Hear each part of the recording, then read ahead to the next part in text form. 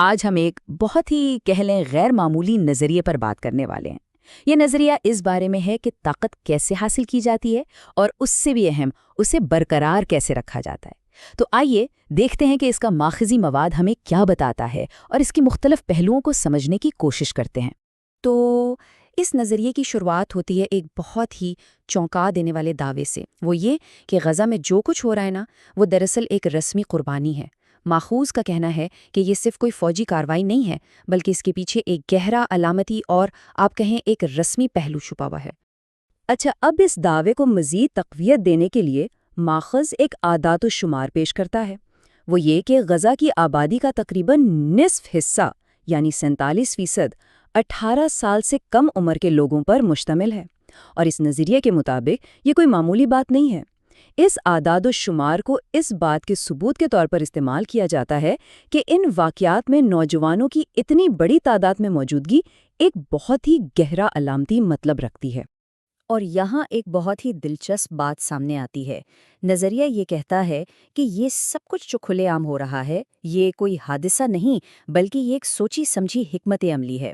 اس کی مثال ایسے دی گئی ہے جیسے ایک فوج ہو جس کے پیچھے دریا بہہ رہا ہو اور سامنے دشمن کھڑا ہو، مطلب پیچھے ہٹنے کا تو سوال ہی پیدا نہیں ہوتا۔ تو اس حکمت عملی کا مقصد کیا ہے؟ مقصد یہ ہے کہ پوری دنیا میں ایک شدید نفرت اور رد عمل پیدا کیا جائے، تاکہ اس بیرونی دباؤ کی وجہ سے اندرونی طور پر وہ گروہ اور بھی زیادہ متحد اور مضبوط ہو جائے۔ تو ٹھیک ہے، یہ دعویٰ تو بہت بڑا ہے۔ اب سوال یہ ہے کہ کیا تاریخ میں بھی اس کی کوئی مثالیں ملتی ہیں؟ آئیے دیکھتے ہیں کہ یہ نظریہ اپنی بات کو ثابت کرنے کے لیے تاریخ کے کن اوراق کو پلٹتا ہے۔ یہاں ہم دیکھتے ہیں کہ ماخذ کیسے تاریخ کے مختلف واقعات کو اپنے نظریے سے جوڑتا ہے۔ جیسے ایزٹیکس تھے جو جنگ سے پہلے سب کے سامنے قربانیاں دیتے تھے، پھر فونیکی تھے جن پر رومیو نے بچوں کی قربانی کا الزام لگایا۔ خود رومیو کا یہ رواج تھا کہ وہ دشمن رہنماؤں کو پکڑ کر مشتری کے مندر میں ان کا گلا گھونٹ دیتے تھے، اور اسپارٹنز، ان کی تو گریجویشن کی رسم یہی تھی کہ وہ غلاموں کا قتل کرتے تھے۔ تو ان سب مثالوں سے یہ دلیل دی جاتی ہے کہ گروہی اتحاد کو مضبوط کرنے کے لیے ایسی سخت اور اکثر پرتشدد عوامی رسومات کا استعمال تاریخ میں بار بار ہوتا رہا ہے۔ اچھا، تاریخی مثالوں کے بعد اب ہم آتے ہیں اس نظریے کے بالکل مرکز میں، ایک بہت ہی دلچسپ ذہنی تجربہ جسے بندر جزیرے کا تجربہ کہا جاتا ہے۔ اس تجربے کے ذریعے یہ سمجھانے کی کوشش کی گئی ہے کہ کیسے انتہائی مشکل حالات، مطلب ایسے حالات جن کا تصور بھی مشکل ہو، ایک بے مثال قسم کی گروہی طاقت پیدا کر سکتے ہیں۔ تو سوال یہ ہے کہ ایک بالکل مایوس کن صورتحال جہاں بچنے کی کوئی امید نہ ہو، وہ ایک سپر آرگینزم کیسے بنا سکتی ہے؟ مطلب ایک ایسا گروہ جو الگ الگ انسانوں کا مجموعہ نہ ہو، بلکہ ایک واحد وجود کی طرح، ایک جسم کی طرح کام کرے۔ بندر جزیرے کا یہ تجربہ اسی سوال کا جواب دینے کی کوشش کرتا ہے۔ تو ذرا تصور کریں، 100 لوگ ہیں، سب ایک دوسرے سے بالکل اجنبی، مختلف ثقافتوں سے آئے ہوئے، اور وہ ایک ایسے جزیرے پر پھنس گئے ہیں جہاں گوشت خور بندر ہیں، بچنے کا کوئی راستہ نہیں۔ تو زندہ رہنے کے لیے وہ کیا کرتے ہیں؟ وہ اپنی ایک نئی زبان، ایک نئی ثقافت اور ایک نیا مذہب بنا لیتے ہیں۔ وہ یہ ماننا شروع کر دیتے ہیں کہ انہیں خدا نے کسی خاص مقصد کے لیے چنا ہے۔ پھر بات آتی ہے لیڈر چننے کی۔ ایک طرف ایک بہت عقلمند تجربے کار بوڑھا آدمی ہے، اور دوسری طرف ایک نوجوان جو سب کے سامنے اپنا ہاتھ کاٹ کر اپنی قربانی اور عزم کا ثبوت دیتا ہے۔ اور جانتے ہو کسے چنتے ہیں؟ اس نوجوان کو۔ اس انتہائی سخت جدوجہد اور قربانی کے نتیجے میں ان کے اندر ایک ایسی اٹوٹ ہم آہنگی اور عقیدت پیدا ہو جاتی ہے جو عام دنیا میں سوچنا بھی ناممکن ہے۔ اور اسی تجربے سے ایک بہت اہم تصور نکلتا ہے جسے سنکرونیسٹی یا ہم زمانی کہتے ہیں۔ یہ اس نظریے کی بنیاد ہے۔ یہ ہے کیا؟ یہ ایک ایسی کیفیت ہے جہاں پورا گروہ اس طرح ایک دوسرے سے جڑ جاتا ہے کہ وہ ایک اجتماعی ذہن یا ہائیو مائنڈ کی طرح کام کرنے لگتا ہے۔ انہیں ایک دوسرے سے بات کرنے کی ضرورت نہیں پڑتی، وہ بنا بولے ایک دوسرے کے خیالات اور ارادے سمجھ لیتے ہیں، بالکل ٹیلی پیتھی کی طرح۔ ماخذ اس کی مثال ایسے دیتا ہے جیسے ایک ماں کو اپنے بیٹے کے بارے میں خود بخود احساس ہو جاتا ہے، یا جیسے کوئی سپاہی بغیر سوچے سمجھے اپنے ساتھی کو بچانے کے لیے گرینیڈ پر کود جاتا ہے۔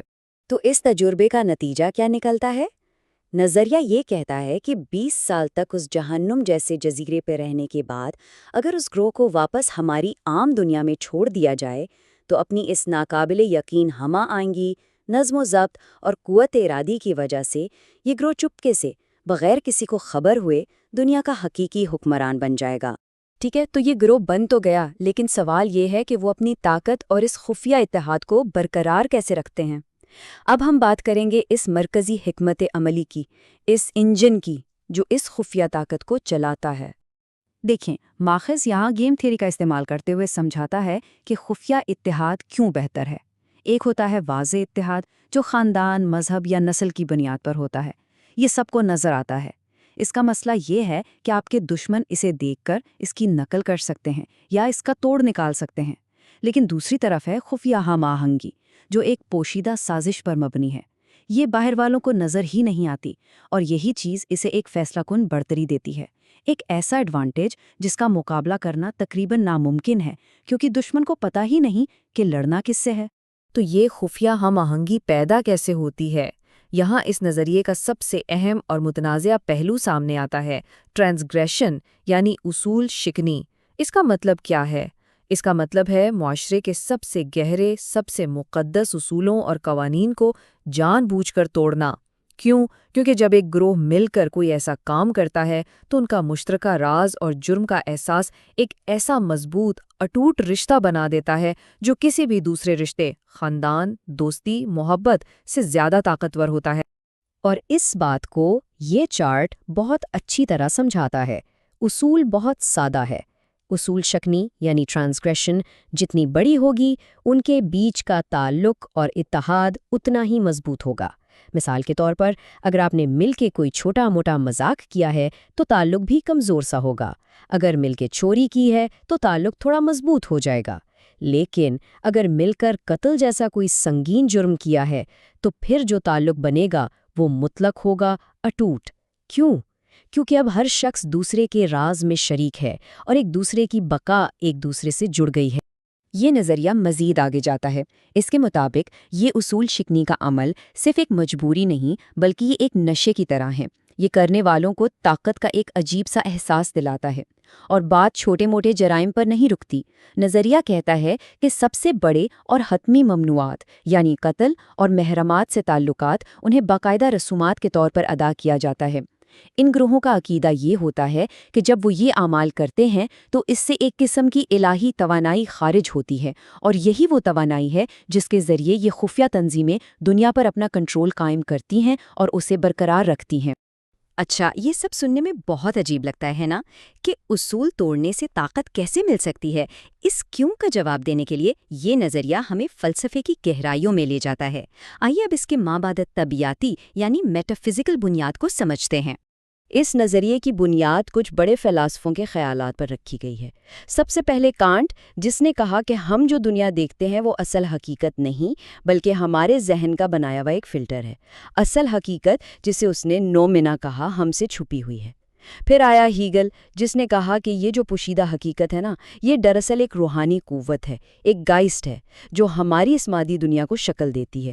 اور پھر افلاطون اور نوسٹک اعظم کے خیالات آتے ہیں جو کہتے ہیں کہ یہ روحانی حقیقت فلیٹ نہیں بلکہ اس کی کئی تہیں ہیں، کئی ڈائمینشنز ہیں جو سب کی سب ایک واحد ماخذ سے نکلتی ہیں۔ تو یہ واحد ماخذ کیا ہے؟ اس نظریے میں اسے دی موناڈ یا واحد کہا گیا ہے۔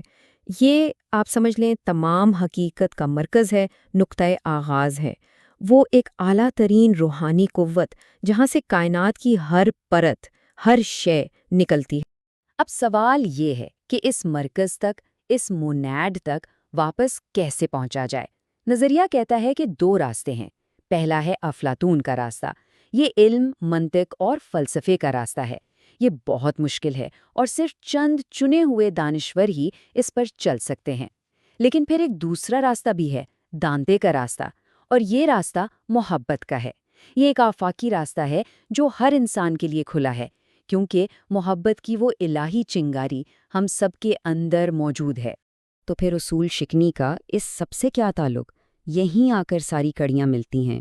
اس نظریے کے مطابق جب کوئی گروہ یہ اصول شکنی کی رسم ادا کرتا ہے نا، تو وہ دراصل کائنات کی ایک خاص بری یا منفی فریکوینسی کے ساتھ خود کو الائن کر لیتا ہے، وہ اس توانائی سے جڑ جاتا ہے، اور یہی وہ رابطہ ہے جو انہیں وہ غیر معمولی سنکرونسٹی، وہ اجتماعی ذہن عطا کرتا ہے، جو ان کی تمام طاقت کی اصل بنیاد ہے۔ گویا وہ کائنات کے ایک ڈارک نیٹ ورک پر لاگ ان ہو جاتے ہیں۔ تو آخر میں یہ نظریہ اصولی شکنی کو طاقت کے ساتھ ایک بہت ہی منفرد اور کچھ لوگوں کے لیے پریشان کن انداز میں جوڑتا ہے۔ یہ ایک پورا ورلڈ ویو پیش کرتا ہے۔ یہ ہمیں سوچنے پر مجبور کرتا ہے کہ بدی کی اصل نوعیت کیا ہے، اور یہ ہمارے معاشرے کے بارے میں کون سے مشکل سوالات اٹھاتا ہے۔ یہ ایک ایسا فریم ورک ہے جو شاید جواب کم دیتا ہے، لیکن سوچنے کے لیے سوالات بہت زیادہ چھوڑ جاتا ہے۔